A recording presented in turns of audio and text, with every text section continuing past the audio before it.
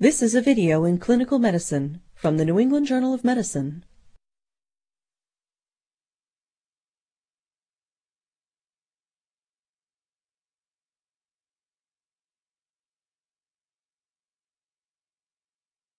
The ability to obtain peripheral intravenous access is an essential skill for all physicians. Although considered one of the simplest invasive procedures, mastering this potentially life-saving intervention requires refined skills and experience. Cannulating a vein, particularly a small one, can be challenging. The purpose of this video is to demonstrate how to access peripheral veins using an intravenous catheter. Peripheral intravenous catheterization is required in a broad range of clinical applications, including intravenous drug administration, for intravenous hydration, transfusions of blood or blood components, during surgery, during emergency care, and in other situations in which direct access to the bloodstream is needed. Relative contraindications to inserting a peripheral catheter in a specific site may include infection, phlebitis, sclerosed veins, previous intravenous infiltration, burns or traumatic injury proximal to the insertion site, arteriovenous fistula in an extremity, and surgical procedures affecting an extremity. Other situations may preclude obtaining peripheral intravenous access. For instance, extreme dehydration or shock may render cannulating collapsed peripheral veins impossible. Some patients may lack suitable peripheral veins because of prior chemotherapy or intravenous substance abuse. When access to peripheral veins is impossible, and in other situations in which accessing peripheral veins may take too long, insertion of a central venous or intraosseous catheter or peripheral venous cut-down may be required. A detailed understanding of the venous system of the upper and lower extremities will facilitate successful cannulation. The upper extremities have two primary venous systems: the cephalic vein, traveling on the radial side of the forearm, and the basilic vein, originating from the ulnar side of the forearm. Although venous anatomy may vary considerably from patient to patient, these two systems generally remain distinct, other than communicating at the antecubital fossa and the wrist. However, be careful to avoid inadvertently cannulating the brachial artery, which usually lies just medial to the median cubital vein. The same applies for the radial and ulnar arteries at the level of the wrist. Use careful palpation to identify arterial pulsations to minimize the possibility of this complication. The venous system of the lower extremities consists of the greater and lesser saphenous veins. The greater saphenous vein originates from the medial side of the dorsal venous arch of the foot, passes just in front of the medial malleolus, and follows the medial border of the tibia to the knee. The lesser saphenous vein originates at the lateral side of the dorsal venous arch, passes behind the lateral malleolus, and pierces the muscle fascia of the gastrocnemius muscle.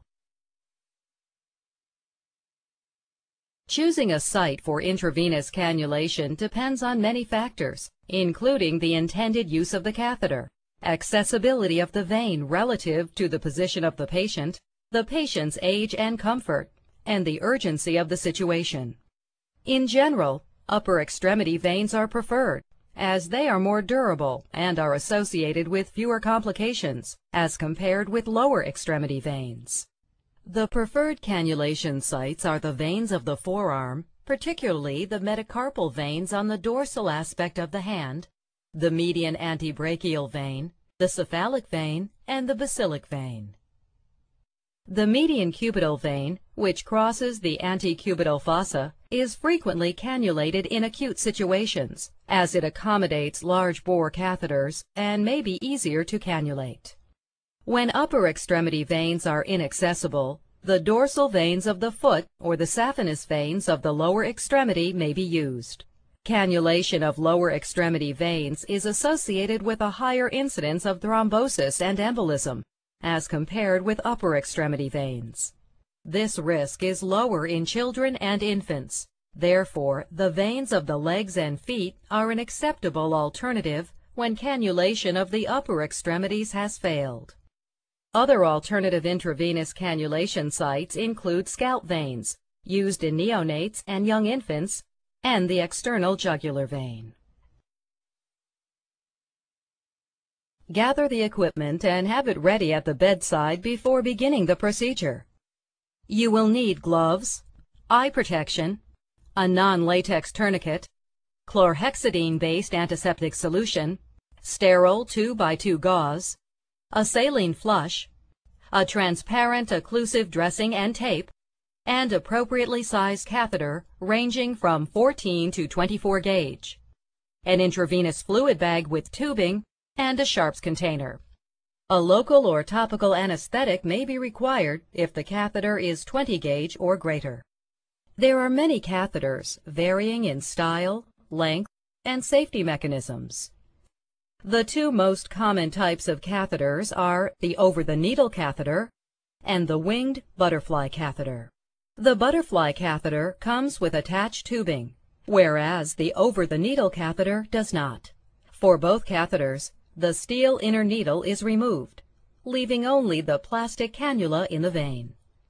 Different safety mechanisms have been developed to minimize the possibility of inadvertent needle sticks. Some catheters are equipped with a spring-activated retractable needle. Others have a protective clip that covers the needle as it is withdrawn from the plastic cannula. Needles should always be discarded appropriately in a sharps container. The size of the catheter selected will depend on the clinical situation. The smallest effective catheter should be used because small catheters allow for less resistance to blood flow around the cannula and are associated with fewer complications. Large catheters, such as 14 and 16 gauge, are used in acute situations for fluid resuscitation. For example, in managing hypovolemia in a trauma patient or in a patient with severe dehydration. Other factors that may influence the size of the catheter used include age-related vessel size, the need for pressurized boluses for administration of contrast or medication, and the viscosity of the fluid to be infused.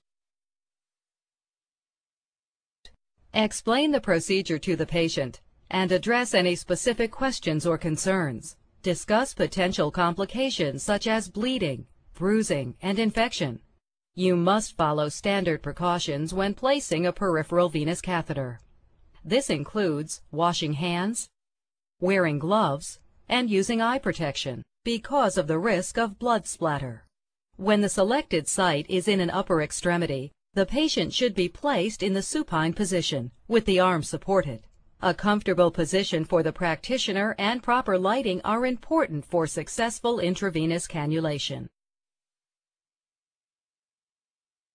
Tie the tourniquet with a half knot 8 to 10 centimeters above the targeted insertion site. Place the tourniquet flat against the skin and bring the tourniquet ends together, overlapping one another. Stretch the ends of the tourniquet and with one finger, tuck the top tail beneath the bottom, directing the end away from the puncture site. When evaluating a vein for cannulation, inspect and palpate the available veins. Gently tilt the extremity or adjust the angle of the light to reveal better the contours of the vessel. To palpate a vein, place 1 or 2 fingertips over the selected vein and gently apply pressure. Release the pressure to watch and feel the refilling rebound of the vein. An ideal vein feels round, firm, flexible, and full. Once you have selected the vein, clean the site with a chlorhexidine-based antiseptic solution, using a back and forth motion. Allow the area to dry completely. Do not repalpate the area. If a larger gauge catheter is used, the site may be anesthetized with a local injection, topical cream, or ethylene glycol cryoanesthesia. To prepare the catheter, inspect the metal needle and plastic cannula for any damage or contaminants. Both should be smooth. Spin the hub of the plastic cannula to verify that it moves easily off the metal needle. Do not move the tip of the cannula over the bevel of the metal needle, as this could damage the end of the cannula. Superficial veins are displaced easily and need to be stabilized. Use your non-dominant hand to apply traction to the skin distal to the venipuncture site. If the catheter is placed in the dorsum of the hand, grasp the patient's hand with your non-dominant hand, fingers beneath the palm. Pull downward to flex the wrist, and use your thumb to keep the skin taut. If a forearm vein is selected, use your non-dominant hand to encircle the patient's arm. Place your thumb on the skin distal to the venipuncture site and pull down. Regardless of the venipuncture site, always maintain a firm grip on the patient's hand throughout the procedure. With your dominant hand, insert the metal needle bevel up at a 5 to 30 degree angle through the skin and into the vein. The angle used to approach the vein is dependent on the depth of the vein. A lesser angle is required for superficial veins. Do not insert the catheter too deeply, as this risks penetrating the far wall of the vein. When the catheter enters the vein lumen, watch for the initial flashback of blood, which will slowly fill the catheter chamber. Once the metal needle and plastic cannula are in the lumen, lower the catheter so that it is almost parallel to the skin. Hold the end of the catheter with the thumb and index finger of your dominant hand. Maintain tension on the vein and the skin, stabilize the needle, and carefully advance the catheter into the vein. When the catheter has entered the vein lumen completely, remove the tourniquet. To prevent blood loss from the open plastic cannula hub when the metal needle is removed, place direct pressure over the vein proximal to the end of the catheter, and place a gauze pad beneath the cannula hub. Remove the metal needle from the plastic cannula and place it in the sharps container. Never attempt to reinsert the metal needle into the plastic cannula. Doing so may shear off the plastic cannula, releasing it into the bloodstream, resulting in a possible embolus. Make sure that the tourniquet has been released, and confirm that the cannula is patent by flushing it with normal saline. The volume used depends on the size of the vein and the gauge of the catheter. Check that there is no swelling, redness, leakage, or discomfort around the insertion site. Attach the intravenous fluid tubing to the cannula and start the fluid infusion. Ideally, you should secure the cannula with a transparent occlusive dressing placed over the cannula hub. Confirm that the hub of the cannula is clearly visible through the dressing to facilitate monitoring. After securing the cannula with tape, loop the intravenous tubing and secure it away from the insertion site. Looping the tubing may prevent accidental displacement of the cannula, decrease cannula manipulation, and lower the risk of venous contamination or irritation. It is recommended that you write the date of insertion on the dressing to facilitate determining how long the cannula has been in place. To reduce the risk of infection, continue to review the indications for peripheral intravenous catheterization and remove the cannula as soon as possible.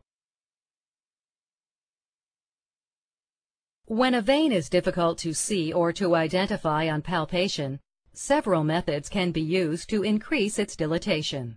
These include lowering the arm below heart level, gently tapping on the vein, instructing the patient to open and close his or her fist repeatedly, and applying a warm compress to the selected site for 3 to 5 minutes to increase vasodilatation. Transillumination or ultrasound may also be used to help locate a vein. These have been shown to improve the success rate of the procedure and to reduce the amount of time needed to perform it. Blood might flash back into the chamber if the tip of the needle has entered the lumen, but the cannula has not yet entered the vessel lumen itself. This problem can be avoided by reducing the angle of the catheter and advancing the needle a few more millimeters into the vein.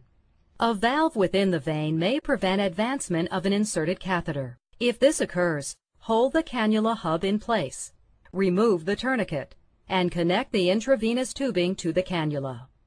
Running fluid into the vein may open the valve and allow the cannula to be completely inserted. Occasionally, it is possible to advance the catheter when it is outside the vein or when the catheter has perforated the vein's opposite wall. Either of these situations can cause pain and swelling at the insertion site because the intravenous fluids are administered into subcutaneous tissue. When this occurs, the cannula should be withdrawn completely and another cannula should be placed at an alternative site. When a cannulation attempt is unsuccessful, the subsequent attempt should be performed in a vein proximal to the initial puncture site. The most common complications arising from intravenous cannulation are pain, bruising, bacterial infection, extravasation, possibly leading to necrosis, phlebitis, thrombosis, embolism, and nerve damage. Proper sterile technique and the selection of an appropriately sized catheter should help to avoid these complications. Ensure proper and adequate fluid administration or flush the site with saline to prevent the more serious complications of thrombosis and embolism. An attempt should also be made to prevent IV fluid bags from becoming empty, which may cause cannula obstruction from blood clots or the infusion of air. If fluid extravasation or thrombosis occurs, remove the cannula immediately and place a new line if needed. The chances of successful peripheral intravenous cannulation increase with meticulous attention to proper technique, the use of proper equipment, familiarity with anatomy, and a knowledge of a variety of approaches to accessing peripheral veins.